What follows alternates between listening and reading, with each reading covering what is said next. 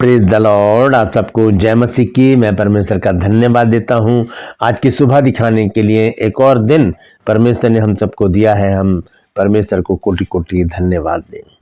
एक नया संदेश लेकर मैं पास्टर राज मसीह आपके सम्मुख उपस्थित हूं और आपने देखना शुरू किया है मेरा यूट्यूब चैनल जिसका नाम है ब्रदर राज मसीह।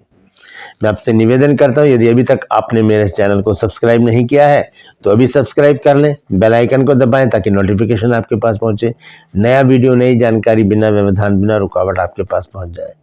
और कमेंट्स ज़रूर कीजिए, उस पर मैं आपके साथ बातचीत करना चाहता हूं। और जो भी आपके मन में सवाल आता है ज़रूर पूछिए, मैं पूरी कोशिश करूँगा उस पर वीडियो बनाने की। कल एक की बहन है, उन्होंने मुझसे पूछा था कि उन्होंने मुझसे कहा था कि आप अपना डेट भी बताया करो।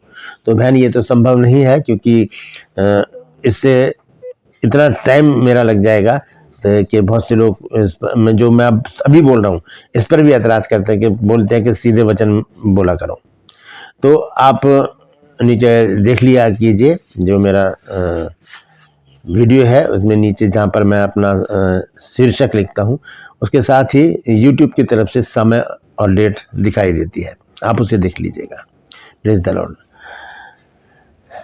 2+ में आज का सवाल है, आपको बताना है कि सुलेमान ने कितने नीति वचन लिखे हैं। कितने नीति वचन लिखे हैं जानते हैं तो कमेंट्स में लिख दीजिए, नहीं तो डिस्क्रिप्शन में आपको इस सवाल का जवाब मिल जाएगा। और यदि आप हमारे बाइबल स्कूल से 1 साल का कॉरेस्पॉन्डेंस कोर्स करना चाहते हैं, घर बैठे पढ़ाई करना चाहते हैं बाइबल की, तो वो 1 साल का कोर्स है जिसका नाम है BBS कोर्स, यानी कि बेसिक बाइबल स्टडी, जो आपकी बेस को मजबूत करेगा। इस नंबर पर मुझे व्हाट्सअप मैसेज कीजिए। मैं आपको फिर बता रहा हूँ कि कॉल मत कीजिएगा क्योंकि उस पर मैं बिल्कुल भी जानकारी नहीं दे पाऊंगा, क्योंकि बहुत से लोग मुझे कॉल कर रहे हैं, मैं नहीं दे पाता हूँ। मैं कहता हूँ कि मैसेज करो, फिर उसके बाद वो बात ही नहीं करते हैं। तो आप इस नंबर पर मुझे व्हाट्सअप मैसेज कीजिए और लिखिए कि मुझे BBS कोर्स करना है, उसी समय आपको पूरी जानकारी दी जाएगी। आज का जो संदेश है वो बहुत ही महत्वपूर्ण है। बात है कीमती चीज की, अनमोल जिसे कहा जाता है, अनमोल। आज का शीर्षक है कौन कितना अनमोल है। हमारी दृष्टि में क्या चीज अनमोल है और परमेश्वर की दृष्टि में क्या चीज अनमोल है। आज इस विषय पर बातचीत करेंगे। बहुत छोटा सा संदेश है लेकिन बहुत गहरी बातें इसमें मैंने आप बाइबल में से निकाली हैं जो मैं आज आपके साथ शेयर करना चाहता हूँ। तो इस वचन को सुने और इसे शेयर करें ताकि और भी लोग इन बातों को जान सकें। Praise the Lord. आइए एक प्रार्थना करते हैं, उसके बाद आज के वचन में चलेंगे। प्रभु जी, मैं धन्यवाद देता हूँ आज की सुबह दिखाने के लिए और विनती करता हूँ प्रभु जी आज के वचन को भी शेयर करने में मेरी मदद सहायता कर। मेरे होठों को, मेरे दिल दिमाग को छूकर ब्लेस कर। मेरी आत्मा, मेरा शरीर तेरे ही कब्जे में रहे, ताकि बोलने वाला मनुष्य नहीं बल्कि तेरा आत्मा हो। जो भी गूढ़ भेद की बातें आज के वचन में छिपी हैं प्रभु, वो हम पे प्रकट करना ताकि हम उन बातों को जाने और उन्हीं के अनुसार अपने जीवनों को व्यतीत करने वाले बन जाए। जितने भी लोग इस वचन को देख रहे हैं, सुन रहे हैं, सब पर मैं तेरी आशीष बोलता हूँ। हर एक को आशीषित कर, हर एक की रोग, बीमारी, चिंता, परेशानियों को अपने सामर्थ्य नाम के द्वारा दूर कर दे। यीशु नासरी के नाम से मांगते हैं, आमीन। Praise the Lord. तो आइए आज के इस अद्भुत संदेश को हम शुरू करेंगे। संदेश है कौन कितना अनमोल है। इस समय संसार में मनुष्य की कोई भी कीमत नहीं है। इस समय संसार में, चाहे वो इंडिया हो चाहे कोई सा भी देश हो, मनुष्य की कीमत ही नहीं है कोई। मतलब पानी महंगा है और खून सस्ता है। मिनटों में ही मर्डर हो जाते हैं, हत्या हो जाती है, क्या से क्या हो जाता है और लहू जो है वो सड़कों पर बह जाता है। तो खून की कोई कीमत नहीं है, लेकिन पानी की तो कीमत है।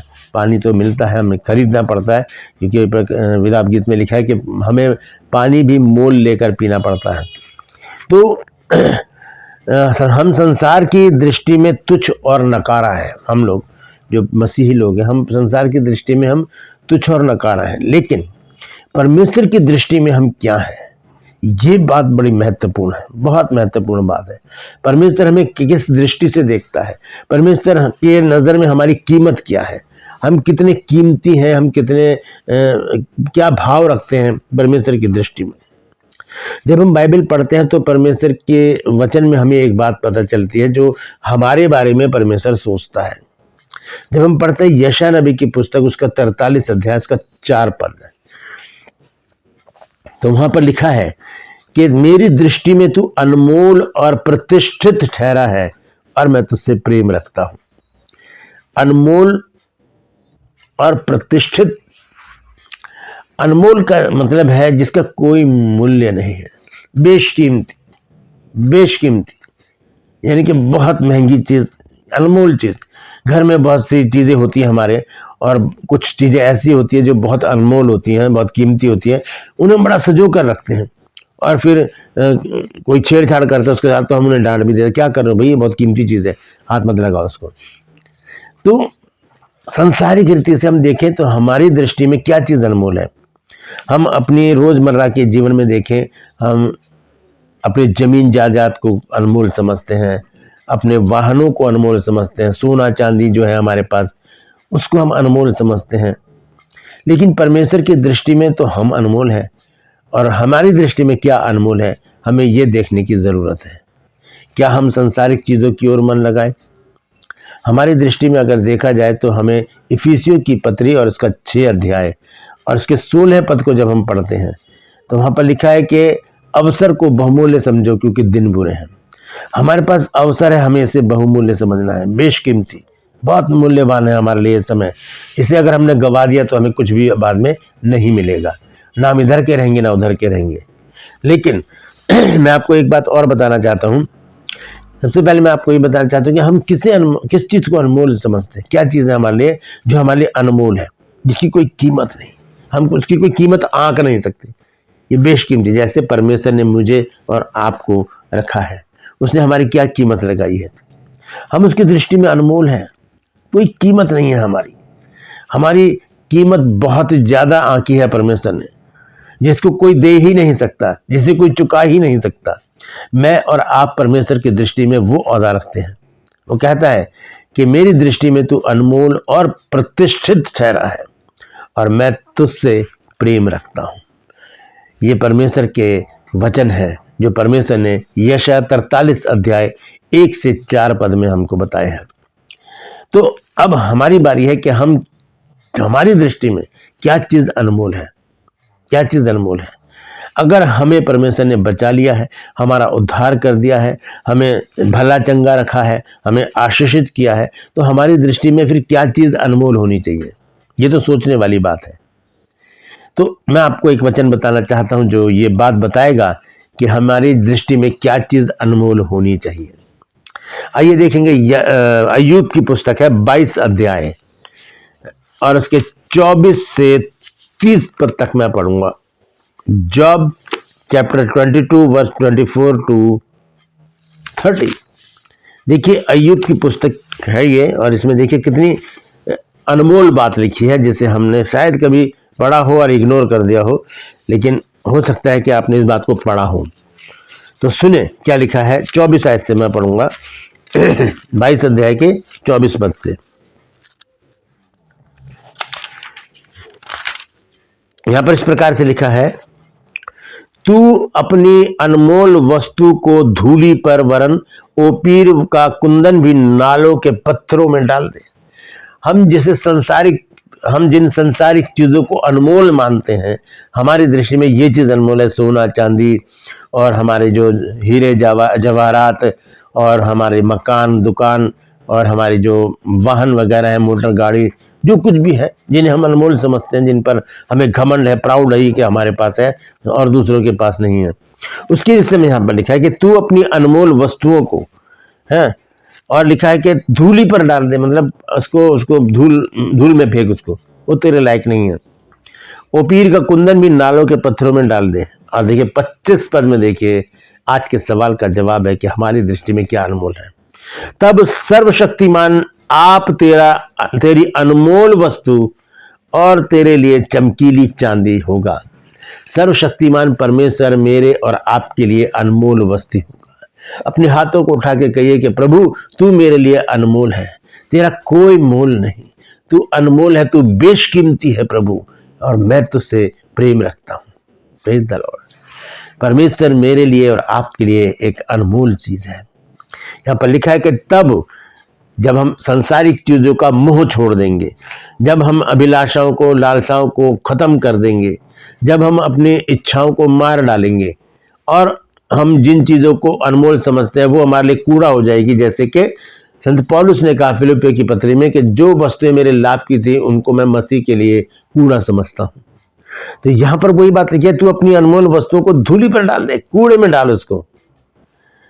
ओ पीर का कुंदन भी नालों में के पत्थरों में फेंक दे, मतलब जो भी चीज कीमती तेरे को लगती है उसे हटा दे अपनी जिंदगी से, चाहे वो रिश्तेदारी हो, चाहे वो दोस्त हो, चाहे वो प्यार मोहब्बत हो, चाहे कुछ भी हो। इस रीति से भी हम देख सकते हैं, कुछ भी हो उसे धूल में डाल देना है। तब तब सर्वशक्तिमान आप तेरी अनमोल वस्तु होगा और तेरे लिए चमकीली चांदी ठहरेगा। तब परमेश्वर हमारे लिए अनमोल वस्तु, उससे पहले नहीं, क्योंकि परमेश्वर को पता हमारा मन तो दूसरी ओर लगा है। हम तो सोना चांदी धन दौलत और सांसारिक चीजों पर मन लगाए हुए हैं, वो हमारे लिए अनमोल चीजें, तो फिर परमेश्वर उस समय दृष्टि नहीं करेगा हमारी तरफ। लेकिन 25 आयत में लिखा है कि जब हम इन 24 आयत में लिखा है कि जब इन चीजों को त्याग देंगे, इन्हें धूल में फेंक देंगे, तब सर्वशक्तिमान आप हमारी अनमोल वस्तु होगा और हमारे लिए चांदी चमकीली चांदी ठहरेगा। और देखिए 26 आयत में लिखा, तब तू सर्वशक्तिमान से सुख पाएगा। मतलब इस संसार की मोह माया को हमें छोड़ना पड़ेगा, सांसारिक चीजों से हमें अपना मन को अलग करना पड़ेगा। जिन्हें हम आज बेशकीमती चीजें समझते हैं वो हमारे लिए कुछ नहीं है, वो तो नाशमान चीजें आज है कल खत्म हो जाएंगी। लेकिन जो सर्वशक्तिमान है वो अविनाशी है, वो अविनाशी परमेश्वर है, वो कभी नाश नहीं होगा, वो अमर है, वो जीवित है, वो आज भी जीवित है। वो परमेश्वर हमारी अनमोल वस्तु है।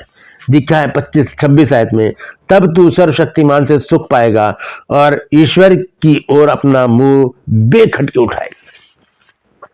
इसको समझिए, ईश्वर की ओर अपना मुंह बेखटके उठाने का मतलब क्या है?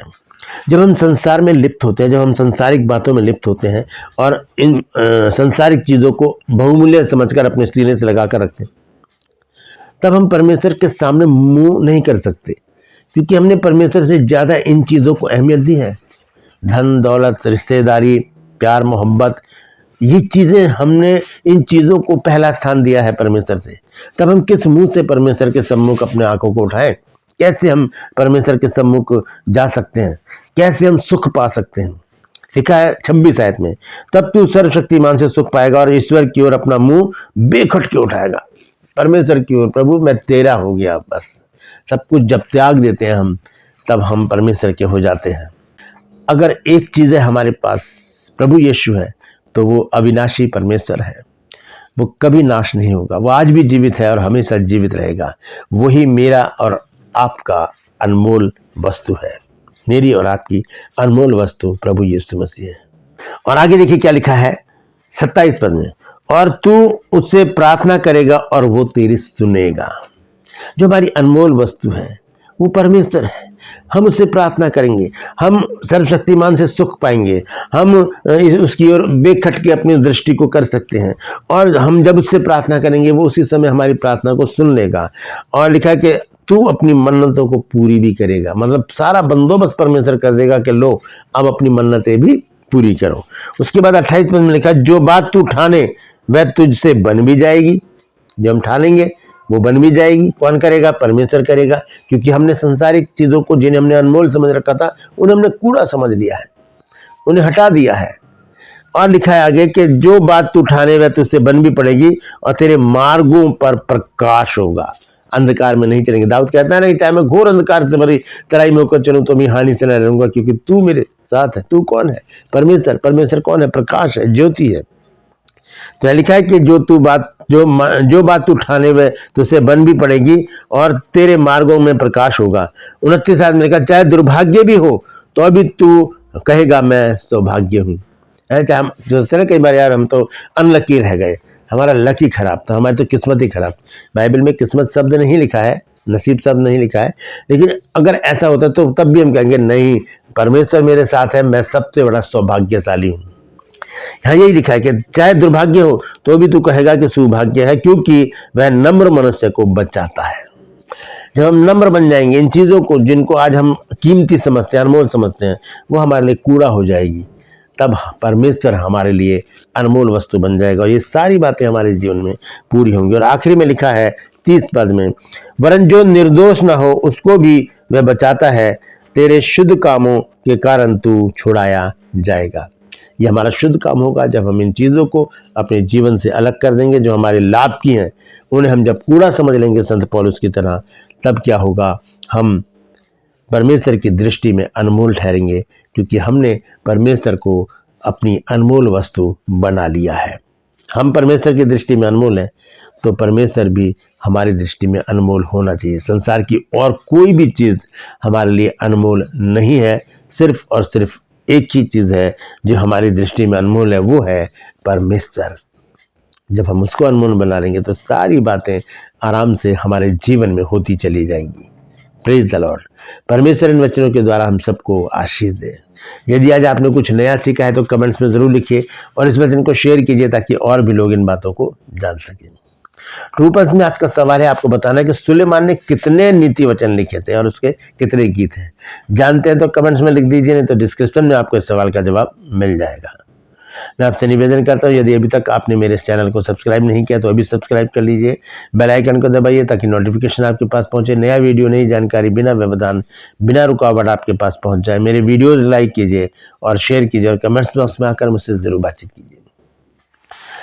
अगर आप हमारे बाइबल कॉलेज से कॉरेस्पॉन्डेंस कोर्स करना चाहते हैं, 1 साल का कोर्स है, BBS कोर्स है, बेसिक बाइबल स्टडी, तो इस नंबर पर मुझे व्हाट्सएप मैसेज करके लिखिए कि मुझे BBS कोर्स करना है। याद रखिए आपको व्हाट्सएप मैसेज करना है, कॉल नहीं करनी है, क्योंकि उस पर मैं पूरी जानकारी नहीं दे पाऊंगा।